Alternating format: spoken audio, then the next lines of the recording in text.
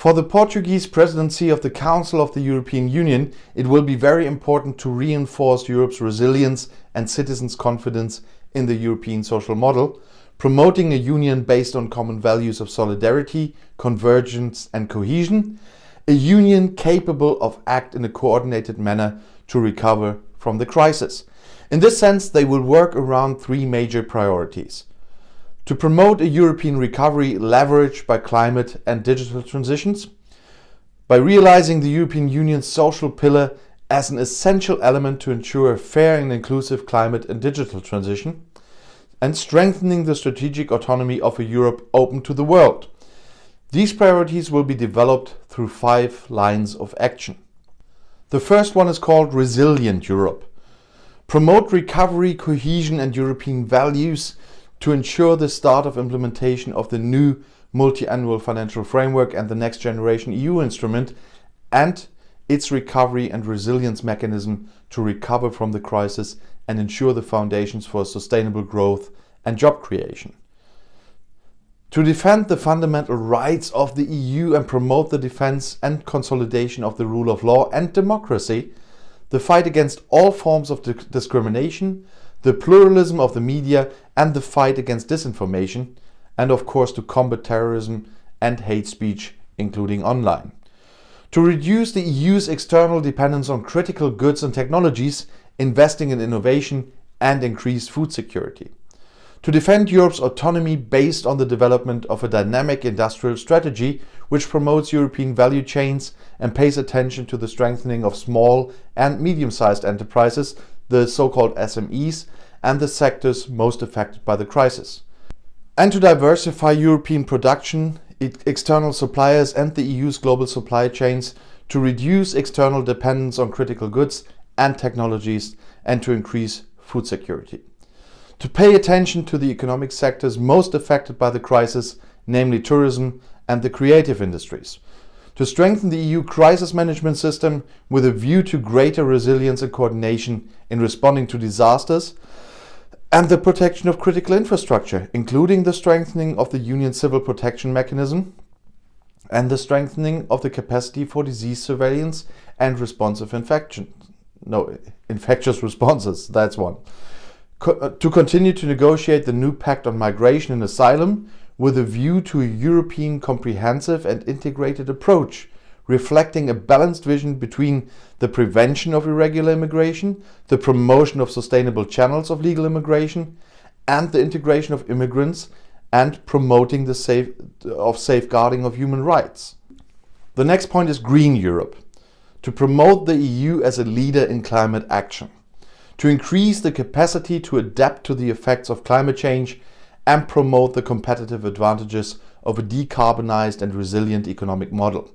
To give priority to the implementation of the European Ecological Pact with a view to a sustainable economic recovery. To approve the first European climate law and support all efforts to make Europe the first carbon neutral continent by 2050. To ensure a common commitment to reduce CO2 emissions by at least 55% compared to 1990 by 2030. To facilitate the transition to a competitive and carbon neutral economy and boost sustainable growth. The circular economy, as known as the innovation and security of energy supply. To promote innovation, digitization and the sustainable management of natural resources in the rural world and give priority to the continuation of negotiations on the reform of the common agricultural policy. Valuing the preservation and sustainable use of the resources of the oceans and seas and highlighting the development of the blue, that means oceanic economy, the integrated maritime policy and the implementation of the common fisheries policy. Next is Digital Europe. Accelerating digital transformation at the service of citizens and businesses. Accelerating the digital transition as a driver of economic recovery and promoting European leadership in digital innovation and the digital economy. To encourage new digital solutions and strategies for the green transition in the fields of health, research and innovation, industrial property, justice and mobility. And to promote the improvement in access and sharing of data and quality information to make life easier for citizens through, inter alia, the creation of the European digital identity, as they are also to defend the technology at the service of people and a fair and competitive economy with respects fully the values of a democratic, open and sustainable society. To pay attention to the universal development of digital skills with a view to adapting workers to new production processes without forgetting distance learning in the context of education and lifelong training. To give visibility to the implementation of the best digital practices with a view to modernizing the public administration, namely using artificial intelligence, and to promote a competitive and integrated space sector in the economy that maximizes the use of space data and technologies by companies and public policies. The next point is social Europe, enhancing and strengthening the European social model. By valuing and strengthening the European social model, transmitting confidence to citizens to recover from the crisis and face climate and digital changes, ensuring that no one will be left behind. To give concrete meaning to the European pillar of social rights in the lives of citizens and organize the social summit in Porto in May to give political impetus to the implementation of the European pillar of social rights and the respective action plan. To promote the debate on empowering citizens for the digital challenge on the future of work and decent work, adequate minimum wages as on development of qualifications and skills appropriate to a modern and digital economy.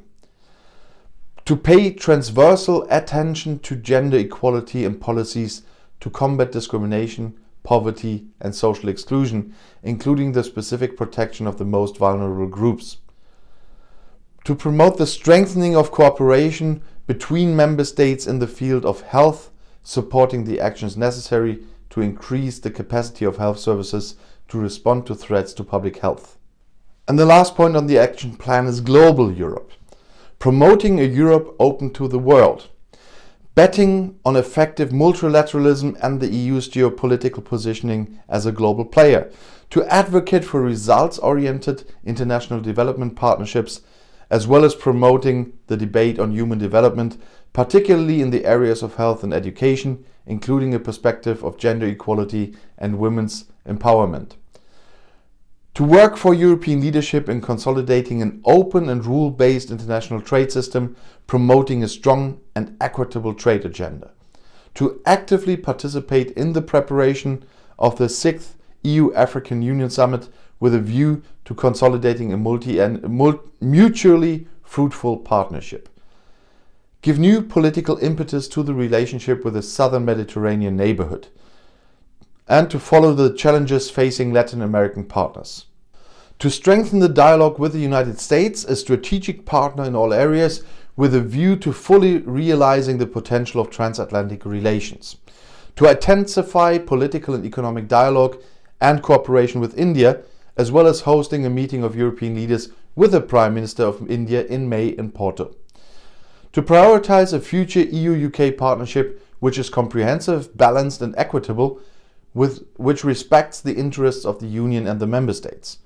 To promote reflection on maritime security based on an updated threat assessment in relevant maritime areas such as the Gulf of Guinea and the Atlantic. And if you want to stay informed now, please subscribe to my channel and my other channels. I'll see you in my next video. Auf Wiedersehen!